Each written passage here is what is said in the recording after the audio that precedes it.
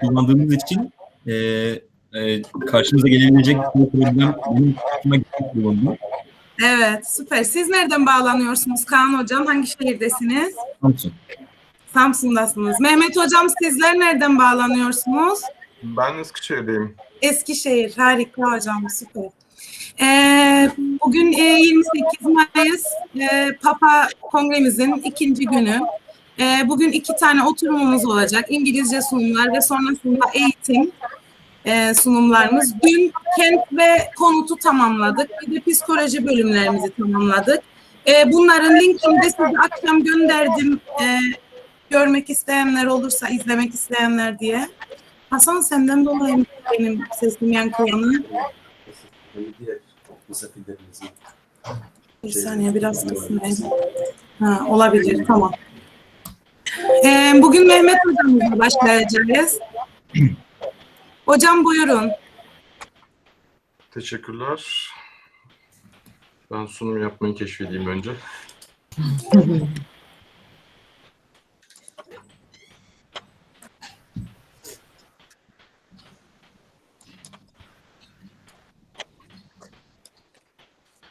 Kaan nereden sunuyorduk? Hocam aşağıda present now diye bir ok var. Böyle kare içerisinde bir ok var.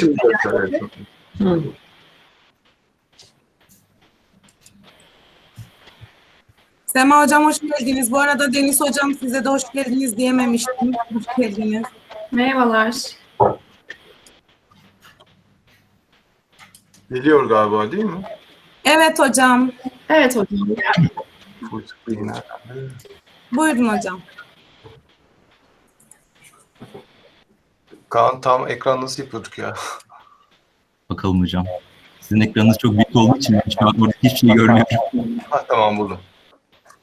Özge hocam sanırım sizin hoparlörünüzden ses yankı yapıyor eğer yanlış görmüyorsam. Hemen Şimdi deneyeyim. Sanırım evet. Tamam Özge hocam çok teşekkürler. Ben öyleyse başlıyorum. Sağ olun. Okay. First of all, on behalf of our research group, I would like to say good morning and thank you for your interest. My name is Kaan Gökçakan, and I'm going to be the spokesperson of our research group. I am a member of 19 Mayıs University, Department of Interior Design. I am accompanied by 3 valued colleagues, Mehmet Ali Altın, Deniz Uçar, and Sema Taştan Karataş, who are members of Interior Design Department in Eskişehir Technical University. During one of our regular research meetings, a member of our group presented and explained a research paper. This paper was about the concept of home flow. We were all fascinated by the potential of this idea. Even though the idea of home flow was depicted differently in the mentioned research, we decided to expand its meaning and discover the possibilities of this idea for us interior designers. The global COVID-19 pandemic has caused radical long-term changes in both social life and daily working routines. Additionally, during the early stages of this unprepared pandemic, significant changes have also been experienced in the fields of education. In Turkey, education has been decided to resume in a distance learning method. Therefore, universities are known to have adapted to such situations by producing various quick solutions. Since the global pandemic started, every person had to have adapted a few precautions to their lives in Turkey, as well as all around the world. In Turkey, people followed a specific set of rules in order to nationally combat the pandemic. These rules are still in use to this very day. In other words, most outdoor and non-home activities had to occur within people's homes. During the pandemic, homes had to be adapted to a few out-of-ordinary events.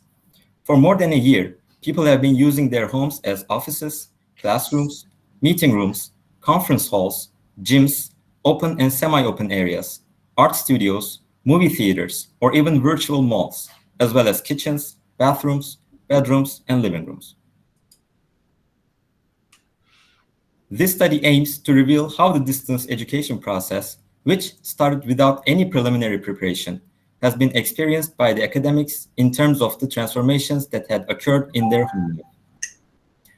While the study defines home flow and points out the semantic aspect of a house, It also emphasizes that a house will become a home and have a motion only with people. The research was conducted to analyze what kind of a paradigm home flow has turned into for academics during the working from home period as an aspect of the pandemic. This study includes academics who are expected to quickly adapt to the working from home method. On the following pages, I'm going to be talking about our material and method. Participants in the study who were analyzed in the context of home flow and special transformations occurred in their homes have been preferred to have a partner who is also working from home and to be a parent to at least one child who receives distance learning. While the research was organized with the phenomenological method within the framework of qualitative research methods, semi-structured interviews were preferred as the data acquisition technique. Phenomenological study describes the common meaning for several individuals of their lived experiences of a concept or a phenomenon. According to Creswell, the basic purpose of phenomenology is to reduce individual experiences with a phenomena to a description of the universal essence. Also, according to Creswell, a data collection procedure that involves typically interviewing individuals who have experienced that phenomenon. In our research, participants were expected to share their experiences and describe in detail what kind of transformations have occurred in their homes while working from home during the pandemic. The codes, categories, and themes that came out of the interview forms were checked within the framework of validity and reliability by obtaining opinions from an outside expert. The obtained data first went through the content analysis process. Then the data were interpreted and ultimately shared in the findings and conclusion sections. The main limitation of the study was determined as self-expression and communication competencies during the communication between the interviewer and the participant. On the following pages, I'm going to talk about the context of home flow. This study defines the home flow and points out the semantic aspect of a house. It also emphasizes that a house will become a home and have motion only with people. According to Aydınlı, the sense of place is formed as a result of the dialogue which the space establishes with the person in it. According to Desprez, the home is a process that can only be experienced along time and that people's particular life events influence their experience of home. According to Buttermer and Desprez, in addition, it has been argued that some dimensions of being at home can only be experienced through taken for granted routines. Those meanings having more to do with everyday living and doing rather than thinking. Randall defines home flow as degree of effectiveness in the home living situation that varies according to differences between minor home conservation measures, maintaining the home at a ready-to-sell level, and the functionality and efficiency of home operations and family routines. Also, according to Randall, home flow is a concept that is defined as collectively measuring attributes regarding a household's home, land, and occupants' behavior. However, in our study, we described home flow as followed. Every home has its certain and unique way of being in use. Every home has a specific traffic and a space syntax. Every home hosts a particular set of routines and habits. And finally, every home has its preferred state and unwritten rules. These characteristic features, which are developed by its users through time, transform a housing building into a home. Every home has its own flow, its own set of features which establishes its uniqueness. Therefore, every home has its own home flow. Home flow could be described as accumulation of past, state of present, and possibilities of future regarding how, when, and for what reason is home being used, perceived, and changed. On the following pages, I'm going to be talking about the findings of our research. Within the scope of the research, semi-structured interviews that include 14 different questions were carried out. These questions were answered by multiple participants Then the answers were deciphered and coded. By separating the codes into categories and themes, 120 codes were revealed and 13 themes were reached by grouping these codes. These data have determined which topics were important about the relationship of the participants with their homes during the pandemic. 1. Changes in workload. Increase in workload, finding the unprepared online education process tiring, increase in stress, extra work required to adapt courses to the online platforms. 2. General effects of remaining closed. Feeling of settling in the whole house. Feeling of being worn out. Not being able to meet the socialization needs at home. Weakening of social mobility, and getting bored of being in the same place. 3. Changes in the concepts of work and shift. Feeling discomfort after initially finding it comfortable to work from home. Being reachable at any time. Extension and evolvement of working hours. Work being delayed or taking longer because of infrastructural reasons. Shifts that extend late in the evening and not being able to keep up with all the online meetings. 4. Effects of increased time spent at home. Trying to eliminate the gaps occurred in physical life using digital platforms. Meeting needs online. Being attached to home in many different ways. Increase in household expenses. Doing exercises at home. Willingness to devote time to new hobbies and to try new things at home.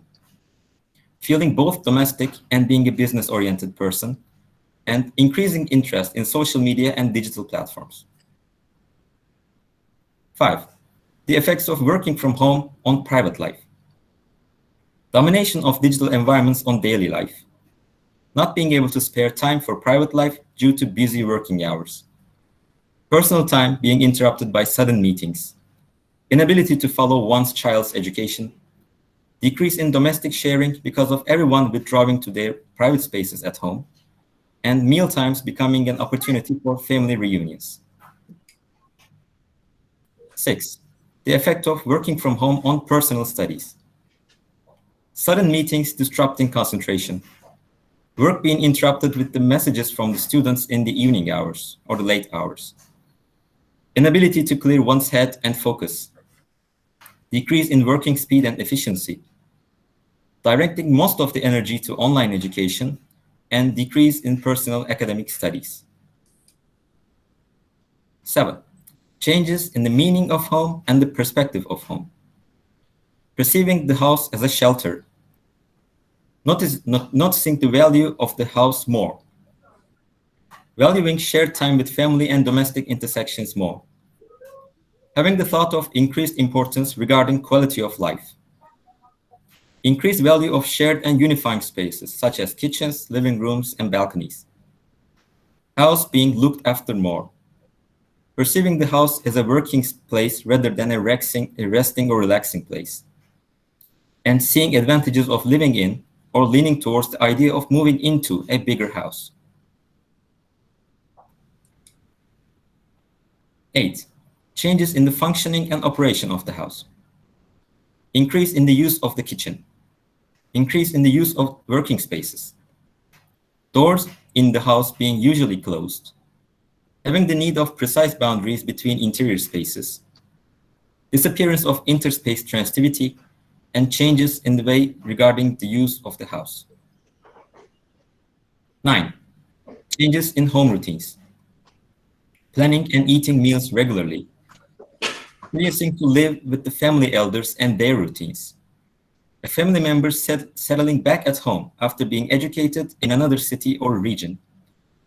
Acquiring the habit of doing housework with another family member, and cooking at home rather than calling for food delivery.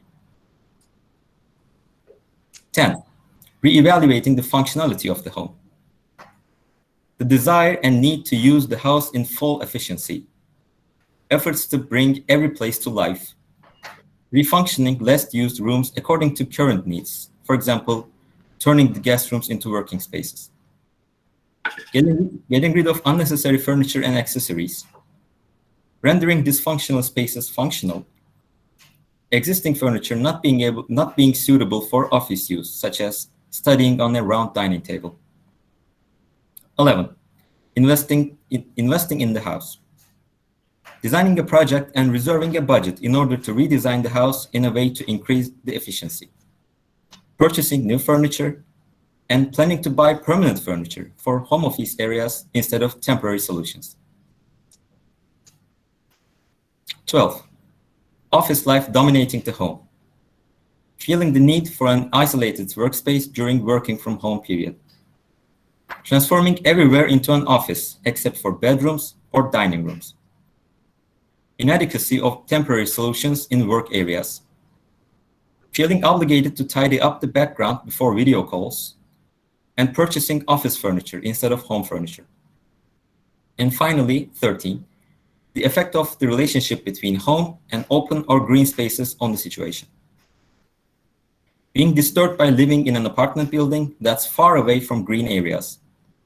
Leaning towards the idea of moving into a house with a lawn or a garden.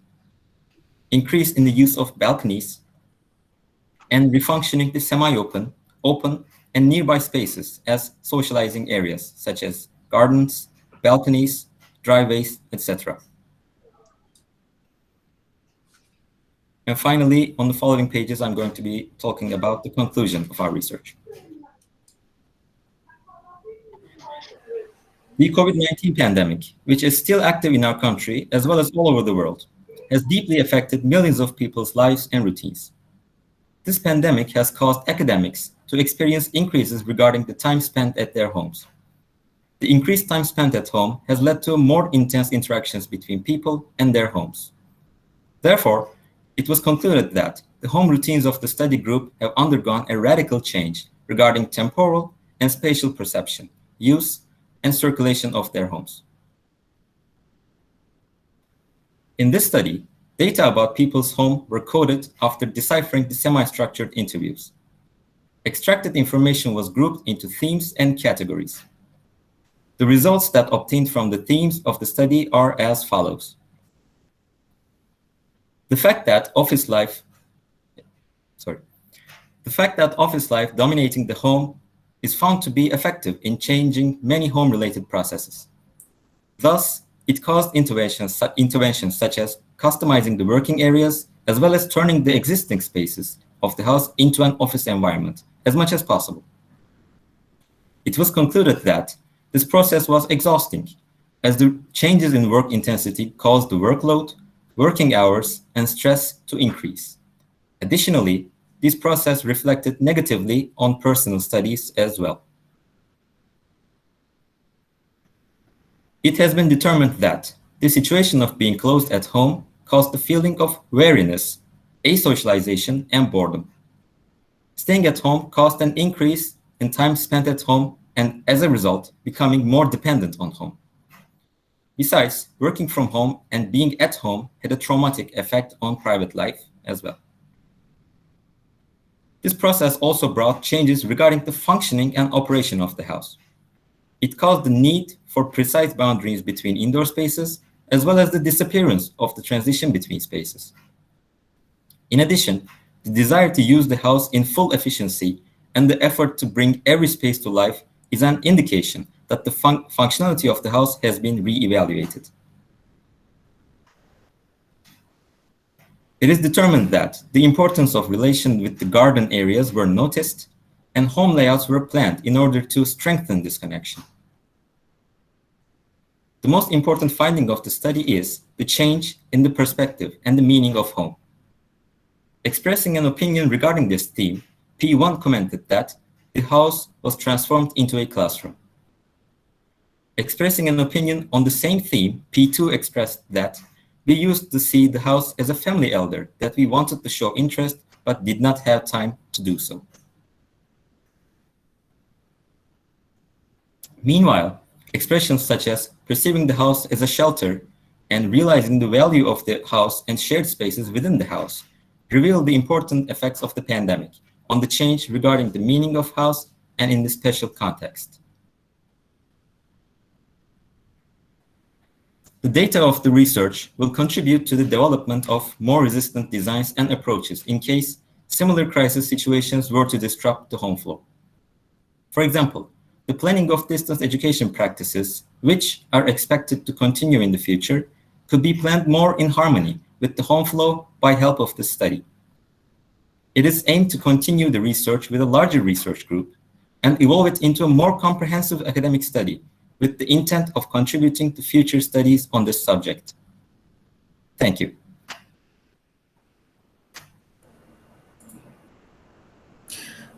Hocam dilinize sağlık, emeğinize sağlık bu ekibin. Çok teşekkür ederiz. Gerçekten önemli bir konuya değindiniz. Hepimizin yaşadığı belli ev içi değişimler, işte ofis problemleri, mekansal çözümlemelere gittik hepimiz kendi. Çünkü bilmeden ilk kez bir şey yaşıyoruz. İlk kez kendimizi bir şeyin içinde buluyoruz. Ve gerçekten zorlandık. Bunları analiz edip bu şekilde bir çalışmaya döndürmeniz çok güzel. Bize de kongremize de gerçekten büyük bir zenginlik kattı. Çok teşekkür ederiz. Tam olarak da aslında kongremizin ana başlığına ve kongremizin bu pandemik paradokslar evin içinde işte ofiste yaşadığımız problemleri dile getirdiniz ve değişimleri sağ olun hocam. Sizin sunumunuza katkıda bulunmak isteyen veya soru sormak isteyen var mı diye ben soru yöneltmek istiyorum.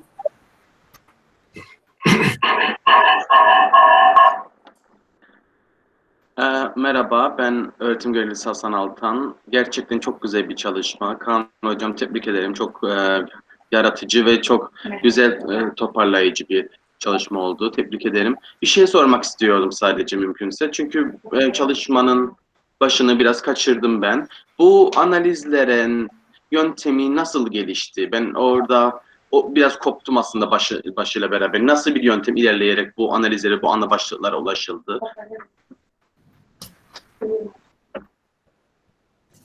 Kaan, sen mi söz almak istersin? Ben de dondu ekran ama yani kim söylemek isterse söyleyebilir. Ben de bahsedebilirim. Merhaba Hasan Hocam. Şöyle aslında çalışmamızı bir fenomenolojik çalışma olarak yaptık. Ve bu temalara, kodlara da yarı yapılandırılmış görüşmeler yaparak ulaştık.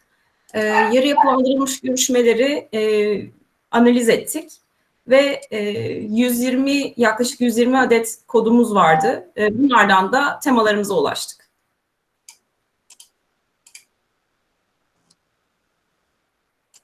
Hasan Hocam.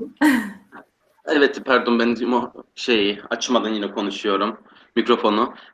Peki bu analiz etme olayı, metodolojisi nasıl oldu Deniz Hocam? Ben aslında biraz orada bilgi almak istiyorum. Hani o analiz metodu nasıl olmuş? Analizimizi yani veri analizi yaptık, nitel veri analizi yaptık.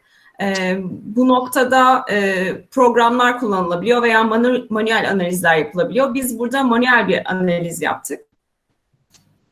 Şöyle, konuşmadan nitel verilerin Deniz, ben istersen biraz açıklayayım. Buyurun hocam. Görüşme yapıyoruz. Görüşmeleri analiz etmek için önce deşifre ediyoruz. Konuşmaları metnine döküyoruz. Metinlerden ifadeler çıkartıp ifadeleri farklı kodların içerisinde barındırıyoruz. Yani bir ifadenin hangi duyguyu, düşünceyi simgelediğine dair gruplandırmalar yapıyoruz. Sonra bu gruplandırmaları daha da azaltarak kategorilere düşürüyoruz. Kategorilerden de temalara doğru geçiyoruz. Yani bir nevi tersine bir üçgen gibi bir huniden azalta bilgilerden temalara ulaşmış oluyoruz. Bilmiyorum, yeterince Anladım. Yo anladım hocam. Bu kodlama yöntemiyle yapıldığını şimdi anladım ve çok benim için bir oldu, yardımcı oldu. Çok teşekkür ederim. Hepinizin ellerinize sağlık. Teşekkür ederiz. Teşekkür ederiz. Evet, ben de teşekkür etmek istiyorum. Bence de çok keyifli bir çalışma olmuş. Hem eğitmenler aslında bir nevi hem öğrencilerin evet hani deneyimlerini ortaya koyarken bir taraftan da bence eğitmenlerin de sözcüsü olmuş yani. Benzer hisler sadece öğrenciler için değil aslında bu dersleri veren hocalar için de geçerli. Keşke benzer çalışmalar eğer yine gelecekte gerçekten devam edecekse hem öğrenci ayağından hem de dersi veren eğitmen ayağından çoklu değerlendirmeleri belki yaparak hem eğitim programlarının geliştirilmesi söz konusu olabilir. Dolayısıyla teşekkür ederiz. Yani ben aslında metinleri dinlerken hep kendimi buldum. Yani öğrenciler dışında da kendi işte ev ortamında yaşanan değişimi, kendi özerk yaşam biçimim ve alanımın hakikaten kayboluşunu sizin metininiz üzerinden tekrar yaşamış oldum. Teşekkür Hocam ederim. söz size de gelecek. Teşekkür ederiz biz de. Sizle de görüşme yapacak arkadaşlar inşallah. Devamı gelecek görüyorsunuz. Sizin de ev ortamınızla ilgili enteresan görüşlerinizi almak istiyoruz. Evet, hepimiz herhalde biraz yersiz yurtsuz kaldık diye düşünüyorum. Ev kimlik değişimine uğradı. Ev bizim tanıdığımız ev değil, değil mi? Onunla geçirdiğimiz ilişki ve iletişim benzer değil. Hakikaten ev içerisinde yersiz yurtsuzlaşma yaşadığımızı düşünüyorum. O yüzden bence keyifli bir çalışma olmuş. Emeğinize sağlık herkes. Teşekkür ederiz. Teşekkür ederim. Kesinlikle Özge Hocam, size katılıyorum. Teşekkür ederiz. Hepimizin yaşadığı duyguları ifade ettiniz. Çok teşekkür ederiz. Emeğinize sağlık, katkılarınızdan dolayı da minnettarız, sağ olasınız. Özge Hocam, isterseniz sizin sunumunuzla devam edebiliriz.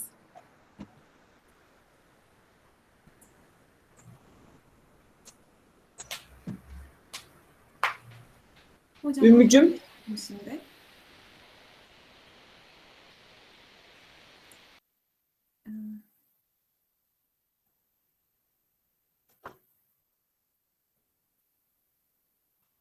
Şu an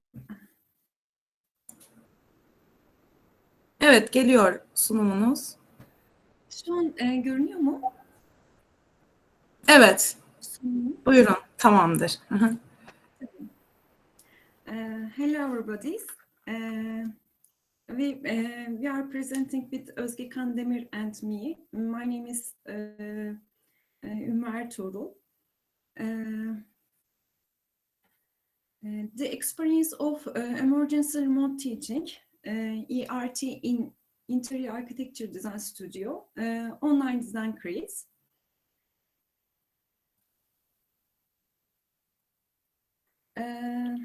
The structure of study consists of introduction, aim, methodology, findings, and conclusion section. Introduction. The World Health Organization urged the educators to tend quickly towards teaching online in March 2022 due to COVID-19 that caused the global pandemic. As in most countries, many educational institutes in Turkey also take this emergency call into account and moved their formal education environments to online learning environments. And this expected change caused many educators to restructure their educational model in as little as 3 weeks, and the formal programs to be urgently adapted to online platforms or tools. In such an environment, although the educational models associated with the concepts like open, distance, online, virtual are not a new situation.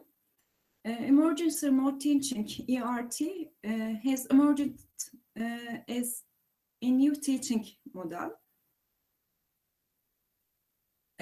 Before the pandemic, in general, in design areas, and in particular in the interior architecture programs in Turkey, Researchers and debates about distance design studio education were ongoing. However, the pandemic process, necessity, and urgency led the educators to experience compulsory only education models. Each institute to create its own practice and renew its memory. Although these experiences are pretty challenging, the information communication technologies offered by 21st century, by expanding the educator's perspective, it enabled to discovery of different communication tools and media for design studio education, which is the backbone of the design education. In this process, in the traditional design studios, new ways of creating, presenting, and evaluation visual, verbal, tactile, writing forms of representation used to define and solve the design problem have been tried.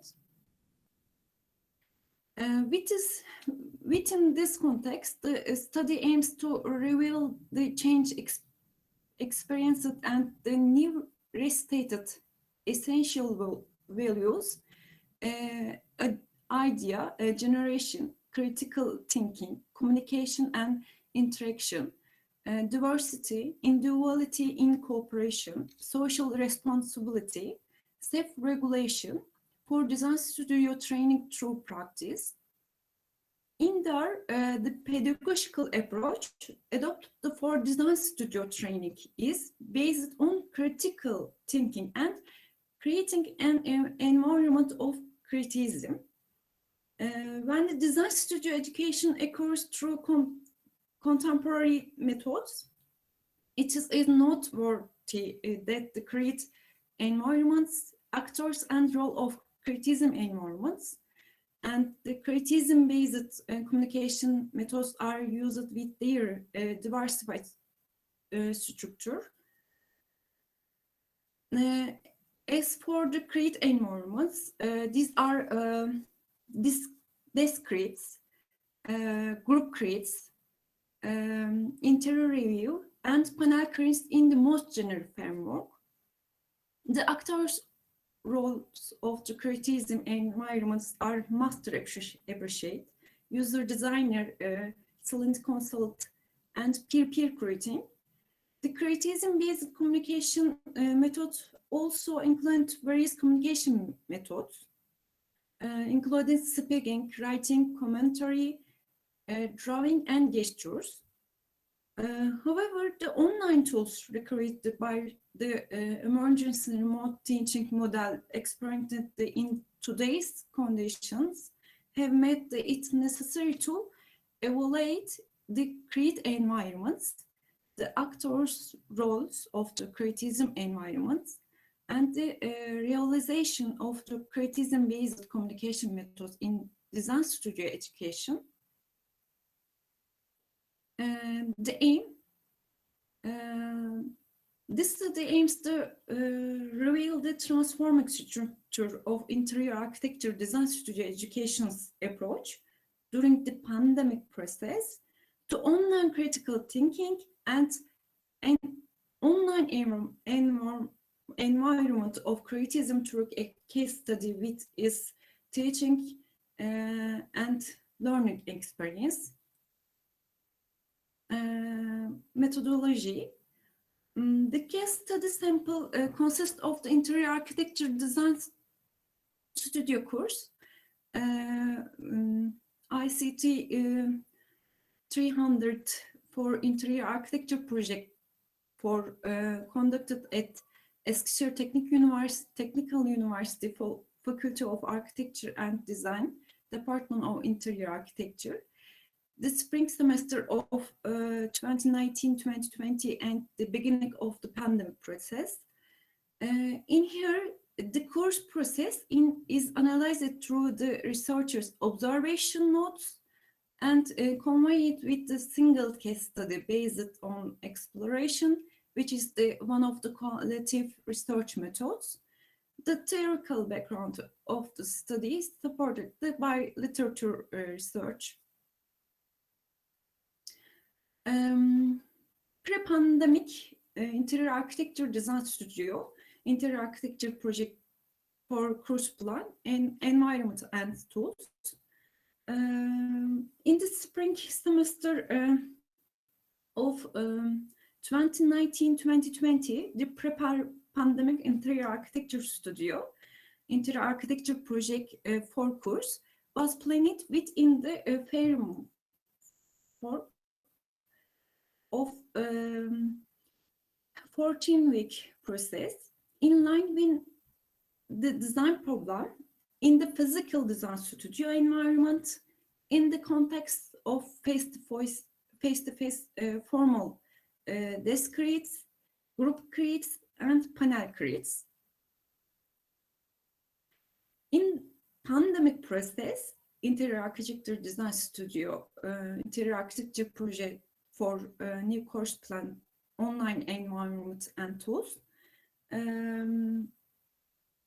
was conducted for 4 weeks face-to-face with desk criticism. Due to pandemic, the training program was revised in 3 weeks between 12 and 29 March 2020, and the design studio course was programmed to run online. In the new program, the content of the old program was adhered to. Only the environment and tools of the training changed. Online environment and tools for interior architecture design studio project 4 course Anadolu Canvas online learning and management system, where the course content is shared.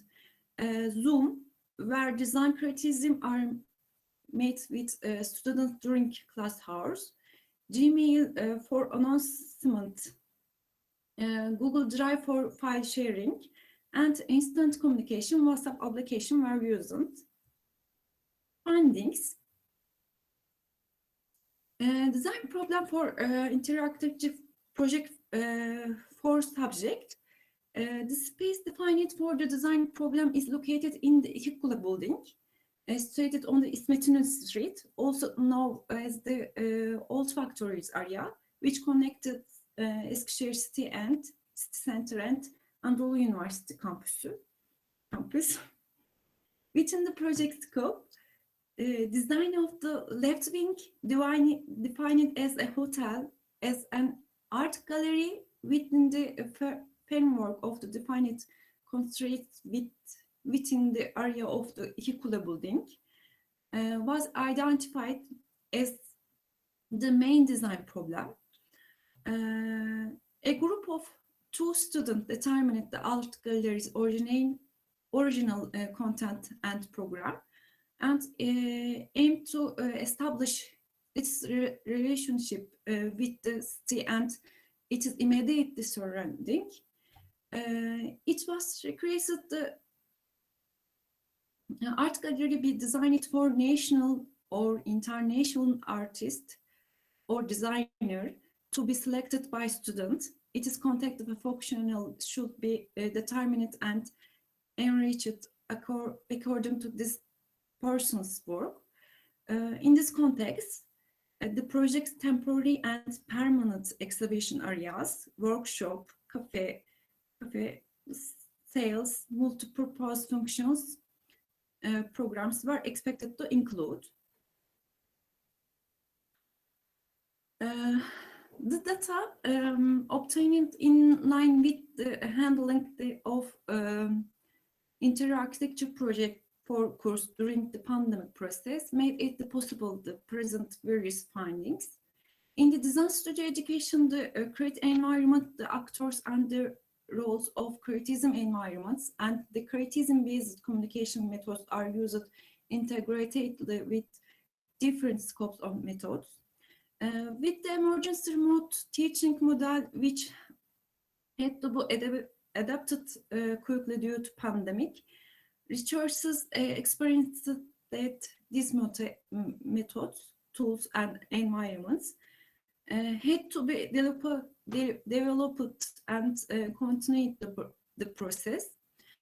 The study intends to reveal the effects of the ART educational model on the interior architecture design studio course through the resulting losses and gains. In there, the findings, interior architecture project for course before and during the pandemic process were combined in 7 phases. The first 3 phases of before the pandemic were made in the direction of face-to-face desk criticism through research files on the design problem, existing space analysis, and conceptual research on the gallery space.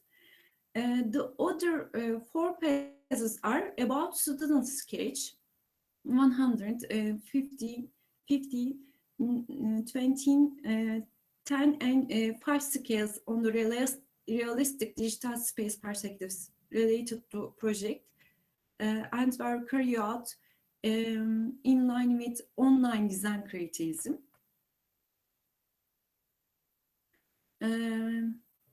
In phase 1, in phase 2, in phase 3, pre-pandemic process, in the physical design studio, environment students were informed about the course plan. The project instructor gave information to students about the project design problem and the project subject. The project instructor made face-to-face desk criticism for the students' current space analysis presentation. In phases 2, the project instructor made the face-to-face desk criticism for students' sample gallery concept presentation. In phases 3, the project instructor made the face-to-face desk criticism for student gallery space concept presentation. In phase 4, in pandemic process, the use of the Anadolu Canvas online learning and management system and operation of the new curriculum were explained to students through Zoom application. It was informed that the Google Drive system should be used in file deliveries as a solution due to the file storage inadequacy of Anadolu Canvas system. A group was created on WhatsApp to communication with students instantly. In phase 5, from the researchers' files prepared by the students regarding the design problem before the pandemic, they were asked to upload the presentation poster containing the concept sheet, recruit program, function, diagram of the gallery space, the Google Drive file as first midterm submission. The phases 6 includes a 5-week training process. In this process, with the facilities provided by the Zoom application, the online design criticism of the project was given over the space sketches and digital 3D space perspective visual made by the students. 150 skill related to project space. As an actor of criticism environment in the design studio education, the project criticism between the manager and students was mainly carry out the role of user designer and consultant client. The project instructor used critical communication methods such as speech, writing comments, drumming, and gesture in the design studio education.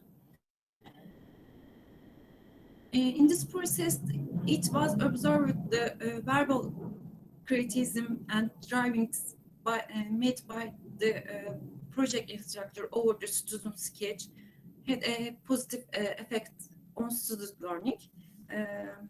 The students took note of the comments of made their project sketch and took screenshots of the digital sketches made the project instructor.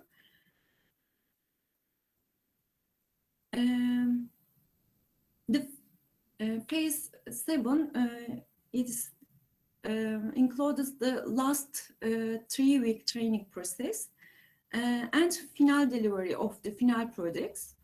At this phase, criticisms are given on the technical drawings made by the students in 2010 and 5 scale for the implementation of the project. The final submissions of the students were taken on Google Drive and evaluated by instructors. Final project.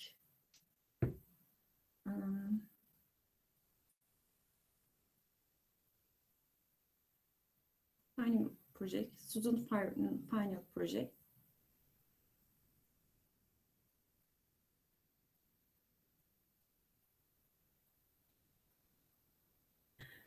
It has been observed that the method of criticism making in remote online environments affect the quality and intensity of interaction between the learner and learning environment.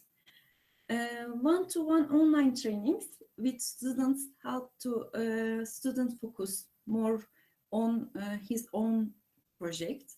Sketch evaluation presented on a single screen and simultaneously provided the opportunity to see each student's approach to producing a different solution on the same design problem.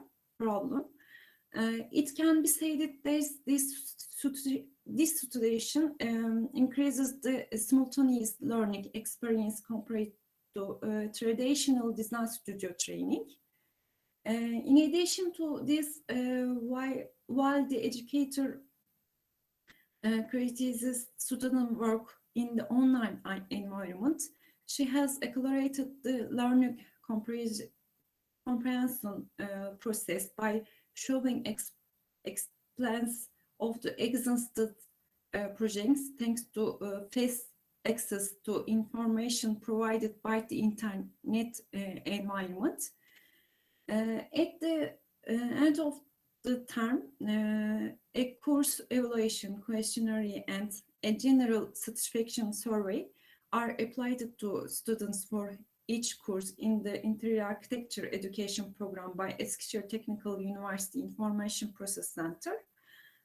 The student satisfaction survey research conducted for the Interior Architecture Design Studio, Interior Architecture Project 4 course for the year 2019-2020 support the positive aspect of the experience during the course process.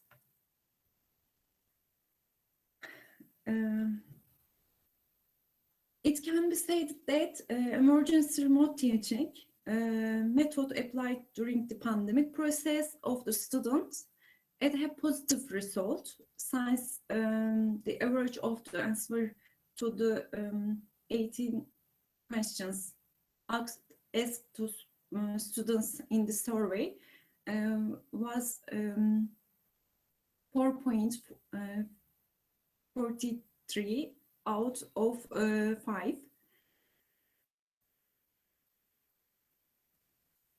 The conclusion, the pandemic that has emerged on the global and local scale has brought the teaching methods, environments, and tools of the interior architecture design studio education into a rapid change process.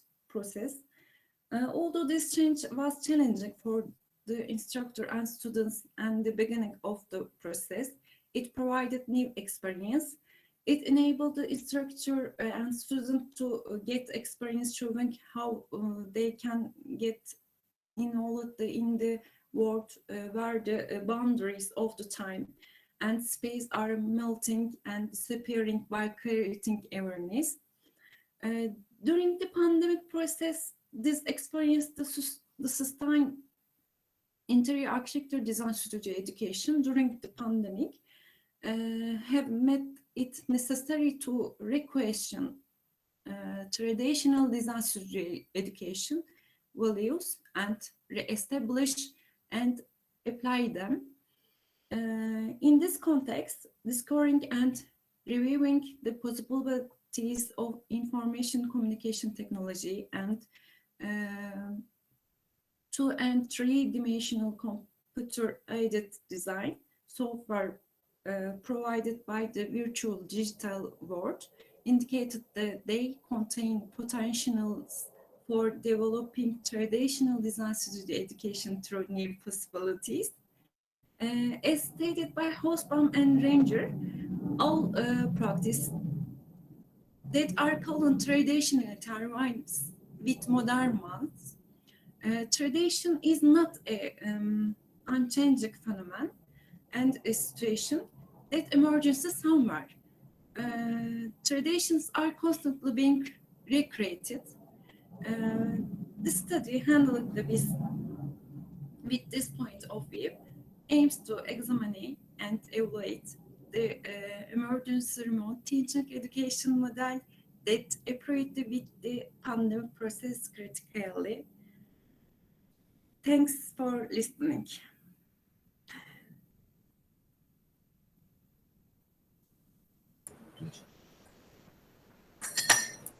Süper bir sunumdu. Çok teşekkür ederiz gerçekten.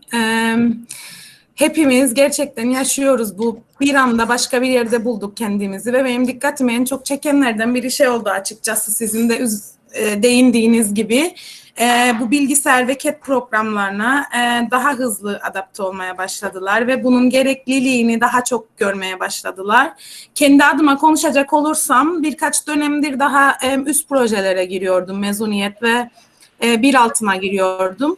Bu sene işte 101 ve 102'ye girmeye başlayınca bir baktım ki öğrenciler 101 ve 102'den bile kullanmaya başlamışlar CAD programlarını ve uzun bir süredir o sınıflara girmediğim için bu sene bunun sebebinin açıkçası biz sınıflarda yaptıramadığımız için, yani sınıfta yüz yüze eğitimde çizim yaptıramadığımız için mecburen onlara yöneldiğini ve çok çok farklı programları da bir arada kullanmaya başladıklarını gözlemledik. Çok güzel, çok detaylı bir çalışma yaptınız. Özge Hocam ve Ümmü Hocam, yani tebrik ederim sizi. Gerçekten çok güzeldi. Ben sormak istiyorum, katkıda bulunmak isteyen hocamız veya soru sormak isteyen hocamız var mı diye.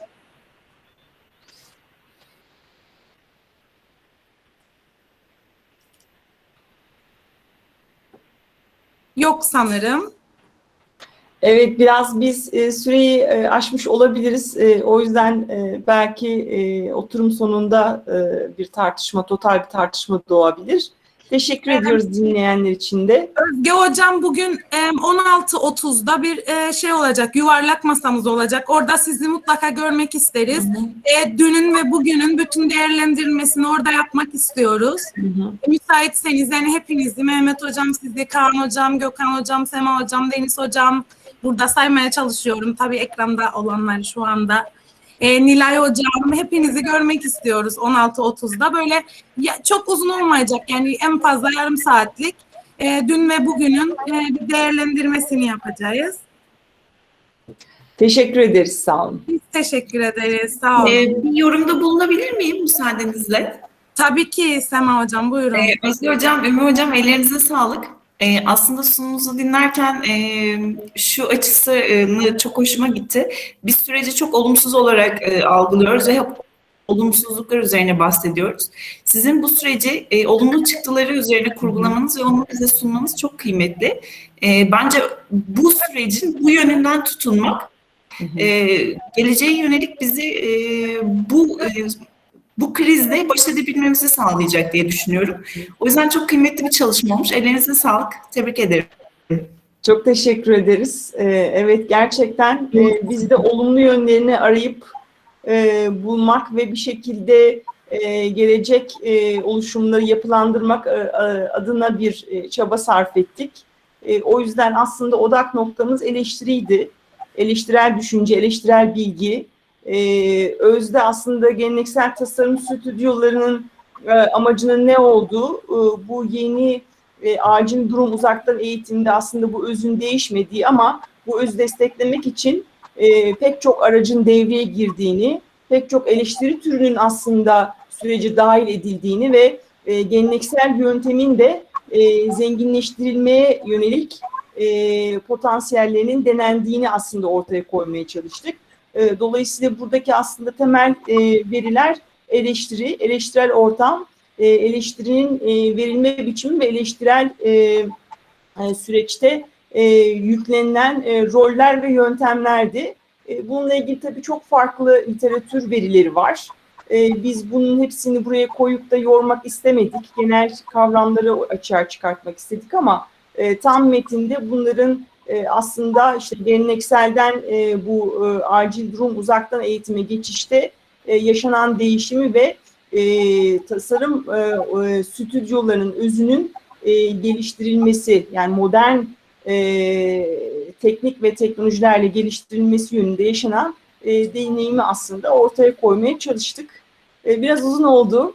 Heyecanlarımız yüksekti. Hayır hocam, uzun olmadı. Sürenizi de aşmadınız. Gayet güzel. Öyle mi? Yani hocam ben şunu anladım. Artık tabii ki sizin de bunu analiz edip bize aktardıktan sonra biz geleneksel yönteme yüz yüzeye geçsek bile sanırım bilgisayarı hayatımızdan çıkaramayacağız. Evet. Sanırım bu bilgisayarı sınıfa taşıyacağız bir şekilde buradan, çünkü hızlıca bir şeyler göstermeyi öğrendik. Öğrenciler bize hızlıca paylaşım yapıyor. Daha çok öğrencinin aşamalarını biz saklayabiliyoruz sistemimizde. En önemlisi hafta o ödevleri yüklediklerinde biz bunlara dönüp ulaşabiliyoruz. Ama sınıfta bunları kağıtlarla saklamak mümkün olmuyordu yani her haftaki gelişimlerini. Gerçekten yani avantajlarını ileriki günlerde kullanacağımızı ben de düşünüyorum. Bunu bu şekilde bir çalışma haline getirmeniz de bize de faydalı olacaktır diye düşünüyorum ben. Sağ olun hocam. Teşekkür ederiz. Çok sağ olun. Ellerinize sağlık Özge bir hocam, sonraki- Ümmü hocam. Çok güzel bir çalışma olmuş. Teşekkür ederim. Gerçekten Peki, öyle. Yani sabahki iki sunumumuz gerçekten çok güzeldi. Sağ olasınız. Eren hocamıza geçiyoruz. Eren ve Selen hocamızın sunumları olacak şimdi. Eren hocam merhabalar, hoş geldiniz. Merhabalar, hoş bulduk, sağ olun. Öncelikle ben bu kongre için emeği geçen herkese bir teşekkür etmek istedim. Bir de ayrıca tabii ki özetimizi de kabul ettiğiniz için ve hem bugün şu dakikaya kadar hem de dün elimden geldiğince bütün sunumları izlemeye çalıştım. Tüm sunum yapan, bir katkı koyan herkese de kendi adıma teşekkür ederim. Ben şimdi ekranımı paylaşayım. Sağ olun hocam, buyurun. Şu an görünüyor mu acaba ekran? Henüz gelmedi hocam. Pardon. Selen hocam merhaba, hoş geldiniz. Merhabalar Simge hocam. Nasılsınız? Teşekkür ederim hocam. Merhaba herkese. Şu an- Öncelikle ben de Eren hocam başlamadan kısaca bir herkese teşekkür ediyorum. Çok güzel bir organizasyon oldu. Çok verimli geçiyor. Sözü Teşekkür Eren ederim hocaya hocam. bırakıyorum. Çok sağ olun. Bay bay. Evet, sağ olun hocam. Şu an ekran görünüyor galiba, değil mi? Evet. Okay, let me start. Our presentation will be about the metamorphosis of architectural spaces after COVID-19. So we asked a question to ourselves and tried to find answers on this research. So the question was, will the digital platforms become new working spaces? So you can see here the content of the presentation, the introduction part, which is going to explain the effects of the outbreak and on the office space and also the perception of the user. And the main aim of the study, method and interview, which is the method of this research. And we will be discussing about the results and the conclusion finally. The abstract part of the presentation is, as a global problem, the COVID-19 pandemic, which we encountered unexpectedly, caused technology to be integrated into our work and social life at an unpredictable speed. On the other hand, worldwide quarantines or restrictions on various standards required rapid digital solutions to meet the socialization needs of societies which affected by the pandemic. Thus, architectural spaces where functions such as education, meetings, working and exchanging of ideas are met have transformed into the relatively infinite but also limited spaces of digital applications. So depending on the developments that can be considered as a revolution in the field of technology, the world has entered a quite rapid process of change, as we know. Therefore, with this change, many digital applications with their unique functions have been integrated with both our social and business life. Hence, simultaneously with these exciting developments, COVID-19, which emerged in Wuhan, China in the first quarter of the 21st century, showed that solely technological development may not be enough in terms of living in a comfortable environment.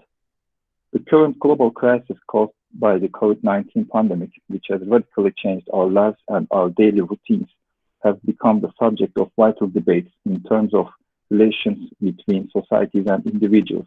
Moreover, these debates also continued in the frame of the possible future of working hours, methods, and also the spatial organizations. The COVID-19 pandemic has forced businesses, both globally and locally, to rapidly restructure and change the way they run their business, in other words, to rethink it. In this process, the importance of offices gradually decreased and telecommuting suddenly became mandatory. Furthermore, this sudden change required the rapid digitalization of office work and hence the way of working, which normally takes place in physical spaces. Digital transformation has been discussed a lot by companies, but they could not fully embrace this inevitable transformation and remain slow in their implementation actions. Therefore, apart from the employees and management specialists, office workers were not well equipped in both theoretical and practical terms about the digitalization acts. Millions of people broke away from the way of work and physical space they had been accustomed for decades.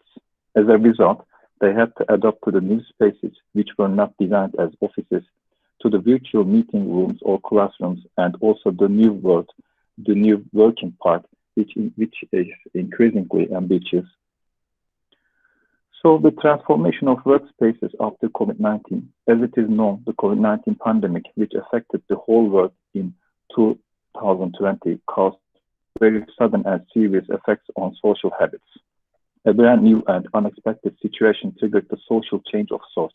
This change took its place in the direction of the individual working without changing the space and the time limit, establishing relationships, making use of their spare time, getting education, and also shopping.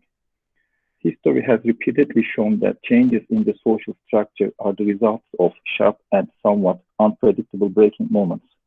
Wars, outbreaks, and natural disasters can be easily evaluated among these unforeseen moments.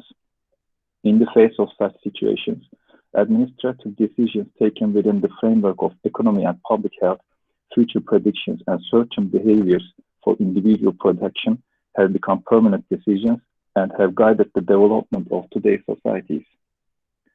As a result of the act of globalization, it is accepted that the transportation between countries, which has increased rapidly within the framework of both tourism and business life, and facilitated with the technological developments, is also a major factor in the spread of the virus.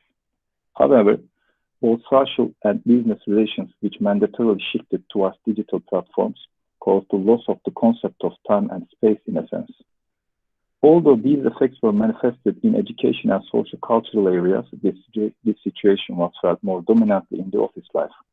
To decelerate the spread of the virus and to protect employees, governments around the world have instructed employers to close their offices and allow employees to work from home.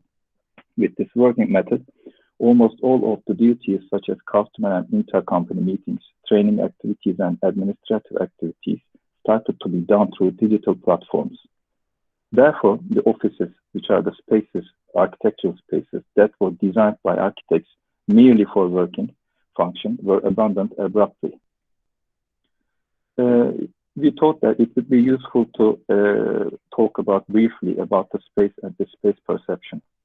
The meaning of the space with an essential definition is the immense magnitude that includes all the limited sizes, space, unlimited environment, the area that is covered. As it is known, the space has formed the basis of architectural practice as a response to the need for accommodation, which has been one of the indispensable needs of humanity since its existence. In this context, spatial creations in the real sense can occur primarily by the surrounding of a subject.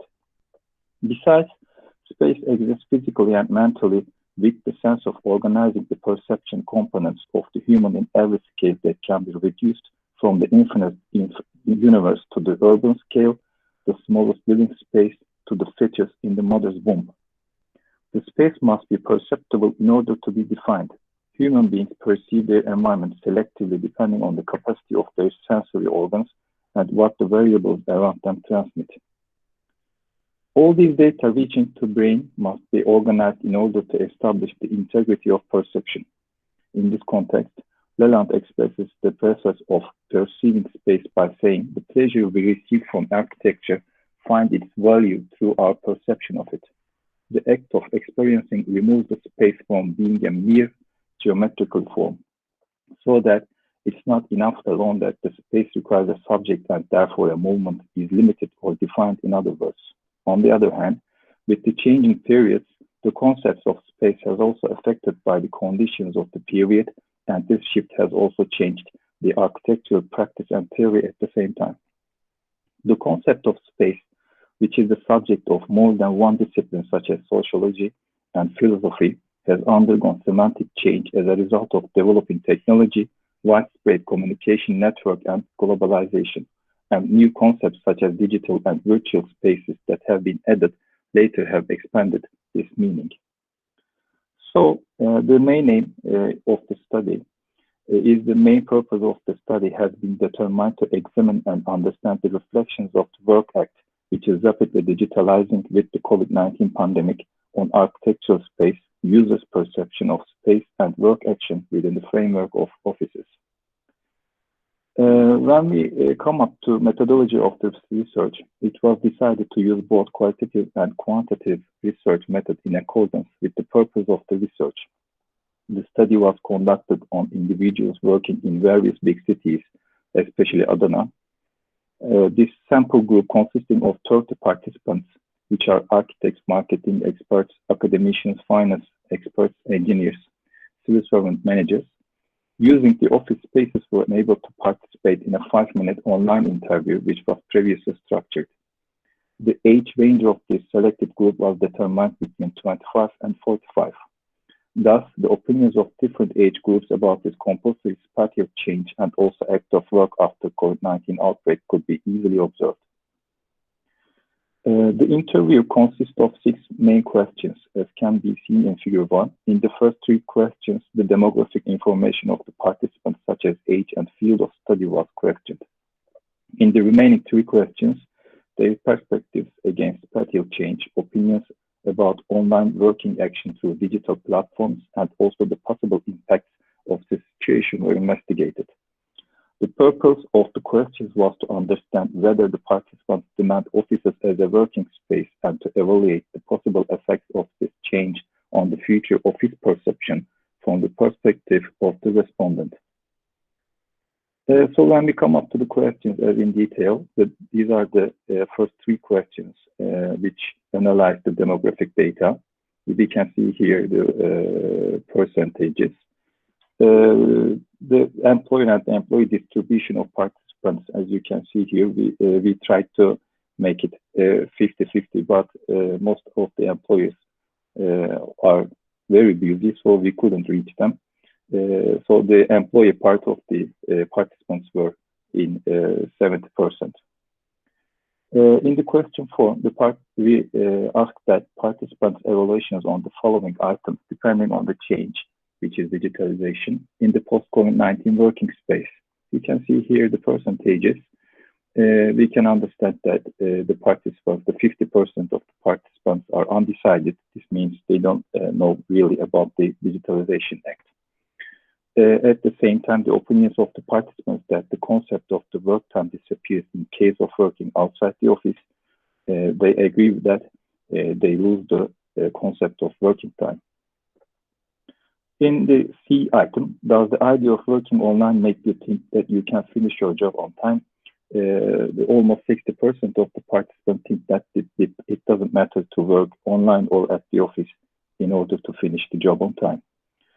We asked that does telecommuting help you devote more time to your goals and tasks? This is almost undecided result, which is 40% undecided. The 30% disagrees, and the almost 30% agrees with it.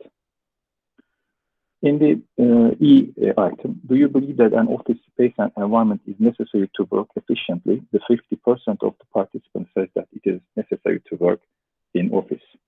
In the F item, do you think digital platforms make your work life easier? Almost all of the participants defined that digital platforms make their work life easier. Do you think that working through digital applications rather than working in an office has negative impact on your social life?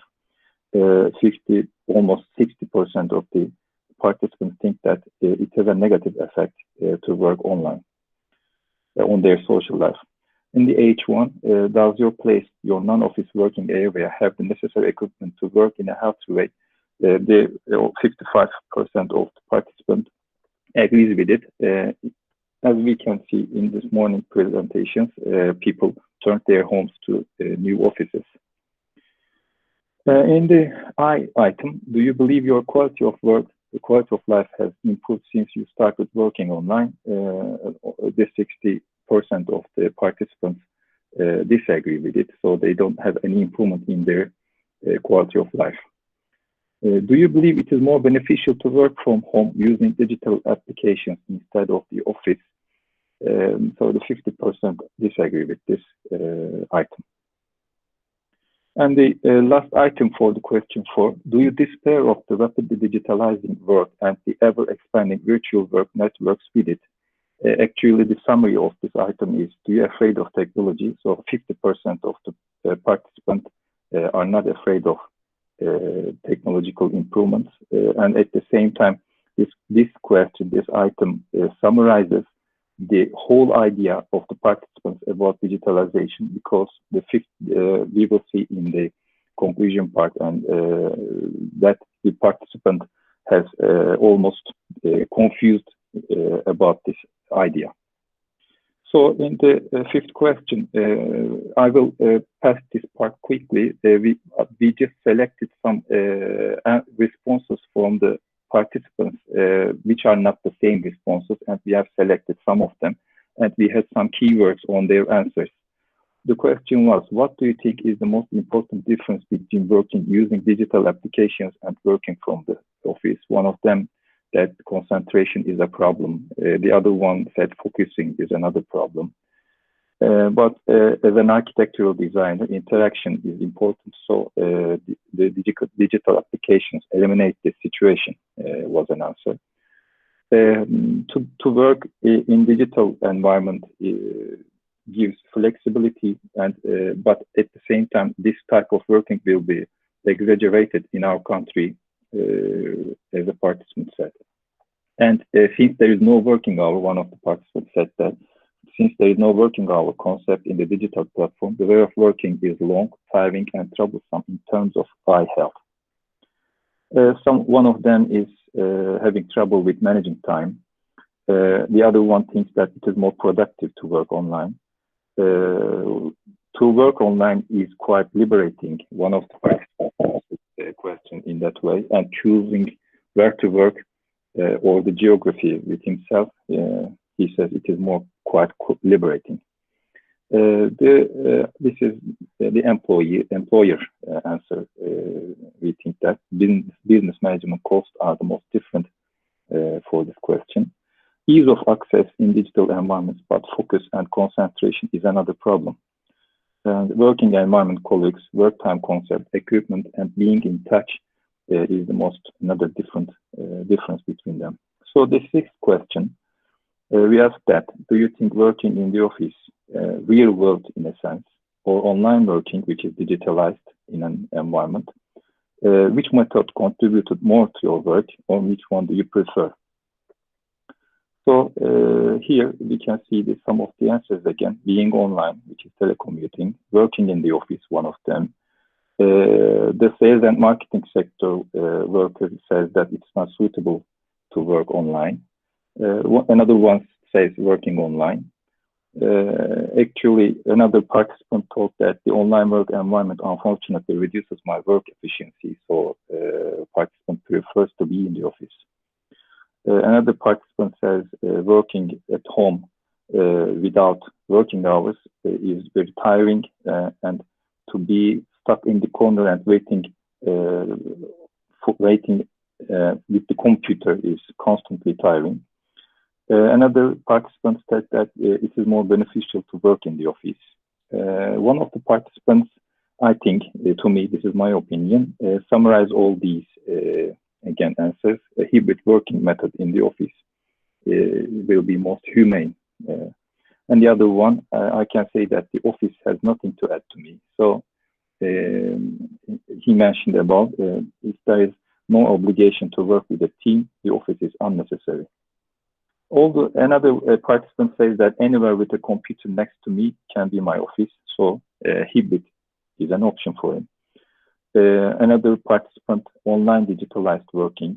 Another one, again, online working methods. And another participant defined that I think office is intensive and more efficient. So when we come up to conclusion part, it has been clearly understood that the majority of the participants, most of whom are employees, do not have sufficient knowledge about digitalization or digital environment at the same time. Although the vast majority stated that working outside the office using digital platforms facilitates their work, it is understood from their responses that this method eliminates the concept of working hours.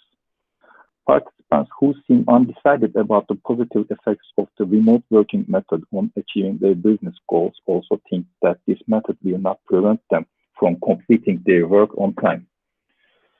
The vast majority think that working in digital environments greatly facilitates their work, and only half of the participants think that an office space is necessary to work efficiently. More than half of the participants believe that working outside the office has a negative effect on their social life, and the quality of their life has not increased after this new order. Half of the participants do not despair in the face of increasing technological developments in the last few years, and the remaining 60% are indecisive and despairing.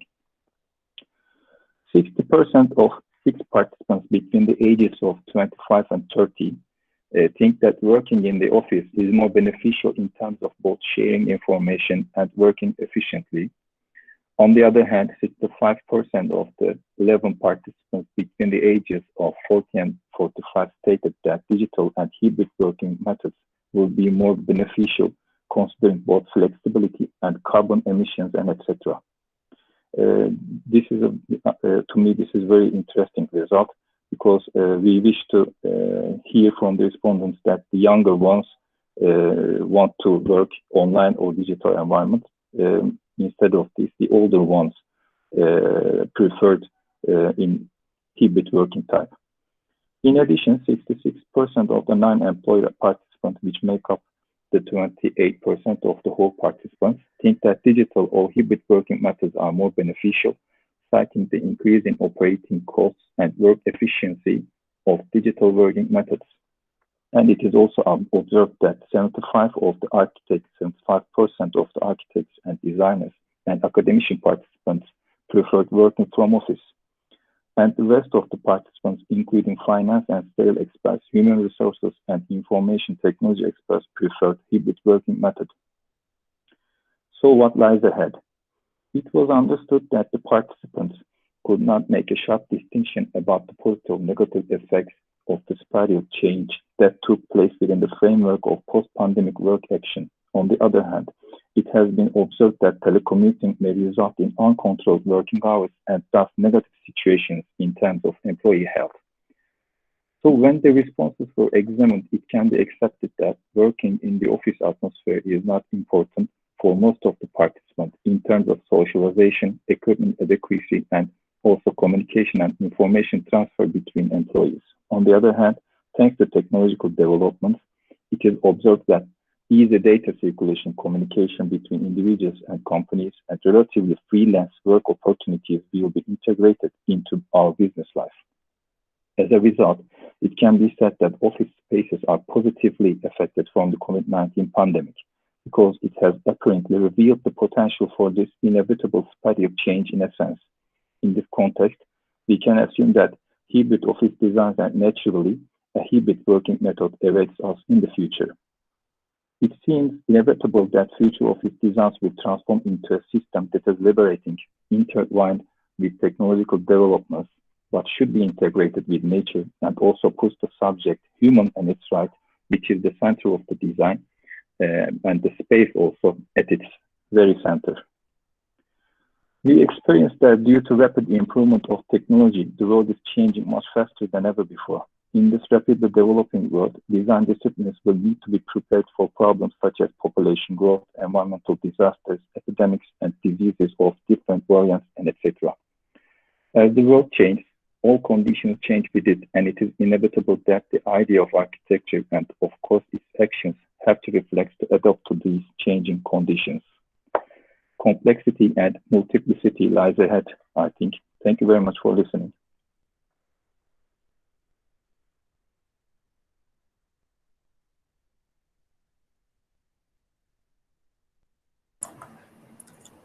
Hocam? Evet, buradayım. Pardon, ben paylaşımı kapatıyorum bu arada. Tamam, çok teşekkür ederiz hocam. Sağ olun. Ben teşekkür ederim. Gerçekten bazı soruların yanıtlarını ben de arıyordum. Acaba başka kişiler nasıl düşünüyor diye. Benim için de en önemlisi bir taraftan hayatımızı gerçekten kolaylaştırdı ve hızlandırdı. Ona değecek hiçbir şeyim yok. Siz ne düşünürsünüz? Özel sektörde ya da falan işte yani sadece okullarda değil de özel sektörde falan da ileriki zamanlarda hiç böyle yüz yüze görüşmelerde olmadan mesela mimarlık ilerleyebilecek mi? Ben bunu merak ediyorum açıkçası. Ya ben kendi adıma şöyle söyleyeyim. Biz ofis zaten full time ofiste çalışmayı şahsen tercih ederim yine. Ama tabii bir defa bu dediğimiz şeyin yani bütün müşteri ilişkilerinin en azından mimarlık ofisi çerçevesinde dijital bir şekilde gerçekleştirilebilmesi için bu teknolojik gelişmenin bir defa bulunduğu ülkenin her köşesine yayılmış olması gerekir. Ancak bilindiği gibi bizim maalesef yani hani tüm coğrafyanın tamamında bu teknolojik gelişmelere ulaşmak her zaman mümkün olamıyor. Aynı zamanda da bu konuda bilgilenmek yeterli teknolojik bilgiye de sahip olmak lazım. Ofisler ya da mimarlar ya da tasarımcılar, iç mimarlar istedikleri kadar bu bilgilere sahip olsunlar ama karşıdaki müşteri eğer bu bilgiye sahip değilse bu süreç biraz daha en azından bizim coğrafyamızda zaman alacak gibi görünüyor. O yüzden şimdilik yani belki bir 10 yıl daha en azından benim tabii bu kendi şahsi görüşüm. Bir 10 yıl daha muhtemelen ofislerde mimarlar ve tasarımcılar, iç mimarlar, buna peyzaj mimarları, mühendisler de dahil ofislerde devam edecekler. Yani aslında hibrit sonuç bizim için de geçerli gibi. Yani kimi müşteriyle dijital çalışma ya da kimi zaman evden çalışma ya da ofis dışında, kimi zaman ofiste, belki ofiste ikisini bir arada yapmak gibi bir düzen büyük ihtimalle kendi adıma öngörüyorum ben. Evet. Sağ olun hocam. Gerçekten çok güzel bir sunumdu. Sorusu veya teşekkür ederiz.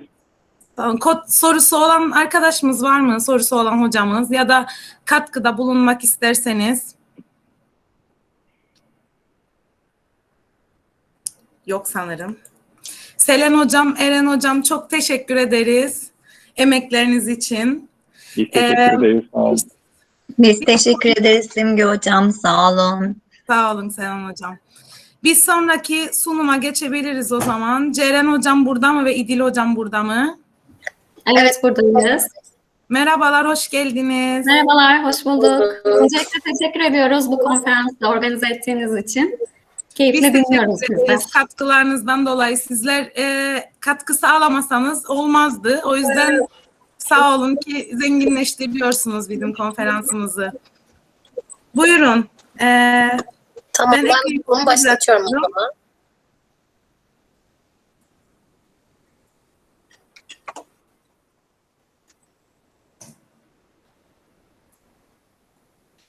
Evet.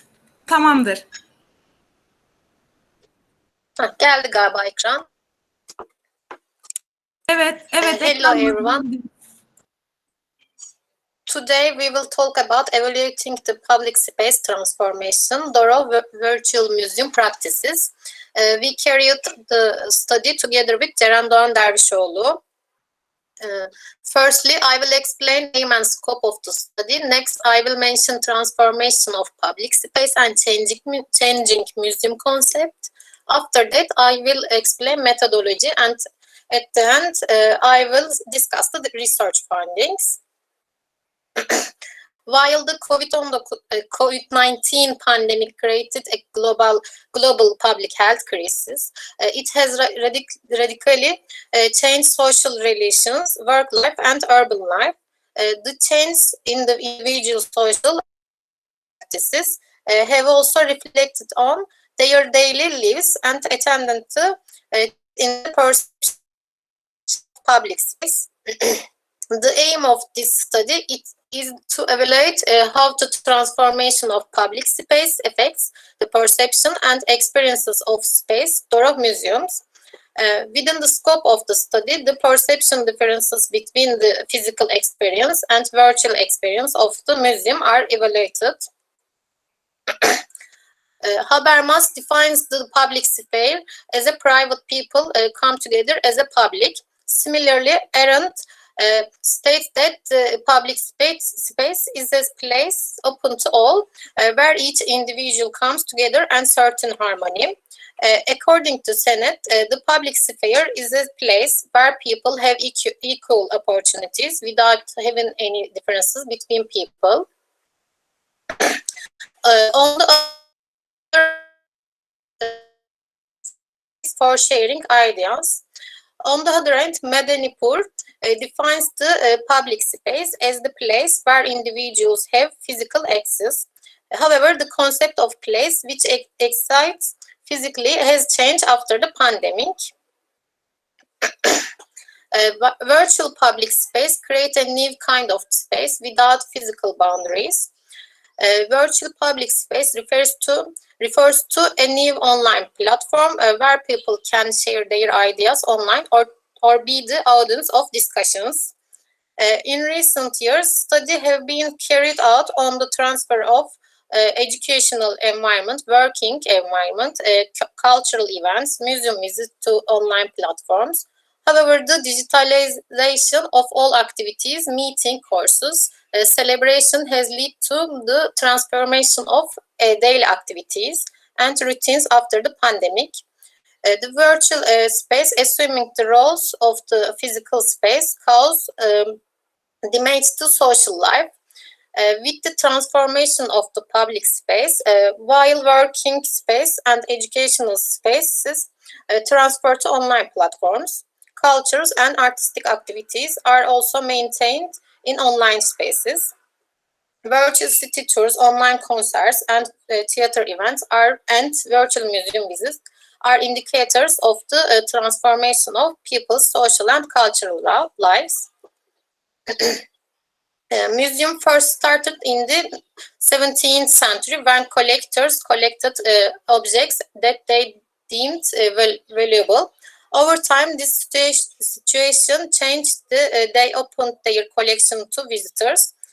Museums evolve over time and research reach its present state. The term museum today, it is described as a non-profit permanent institution that serves the society and its development, which is open to the public, curious, preserves, research, transmit, and exhibit the abstract and concrete human heritage, its environment for the purpose of education, work, and entertainment.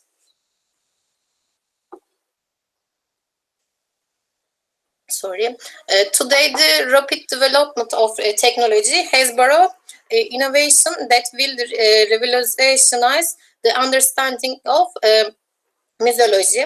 Traditional formed collections have begun to move to virtual environment using digital technologies. The virtual museum is a related logical collection of digital objects created in various environments.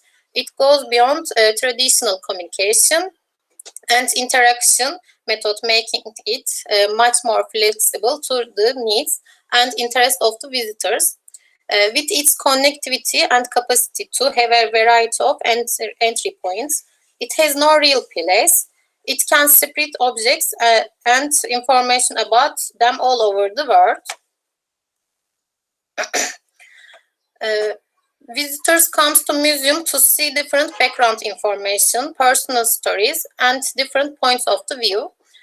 Museum vary according to the different interests of the visitors and offer different experiences.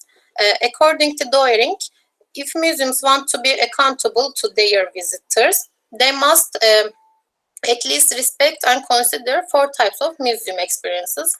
These are object experiences, cognitive experiences, introspective experiences, social experiences. They are specified in the table. The study explores public space transformation after COVID-19 pandemic. A questionnaire was designed to evaluate the perception and experience difference between the physical experience and virtual experience of the museum.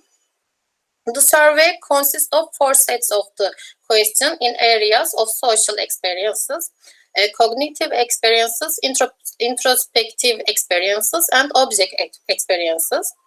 These dimensions were created according to Doering definition of the museum experience.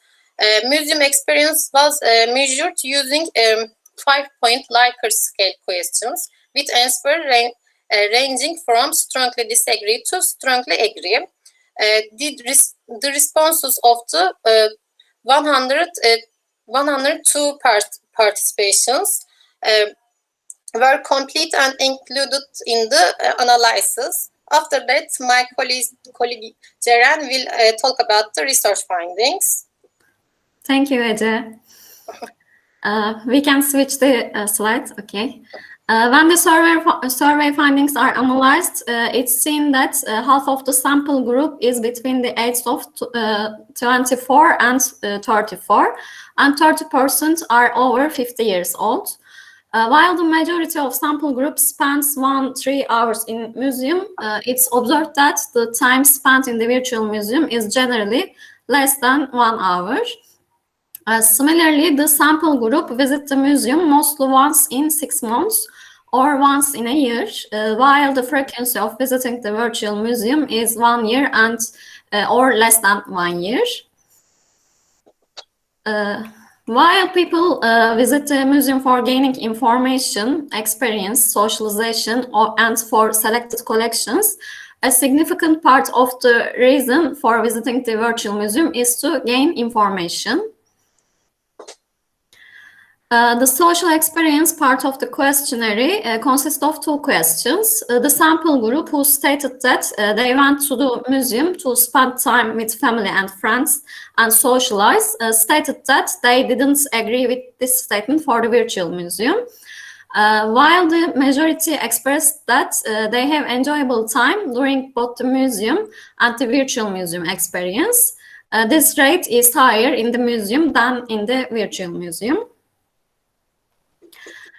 Cognitive experiences, which is the second set of questions, consist of 3 questions.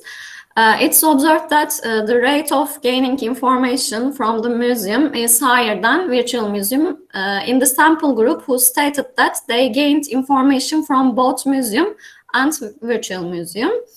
It's seen that the museum contributes to gaining information about the cultural and social life of the region more than the virtual museum. Similarly, the museum has higher rates than the virtual museum in terms of contributing to cultural development. Introspective experiences, part of the survey, consist of 4 questions. The sample group stated that they preferred the virtual museum for experiencing the works of art without being disturbed.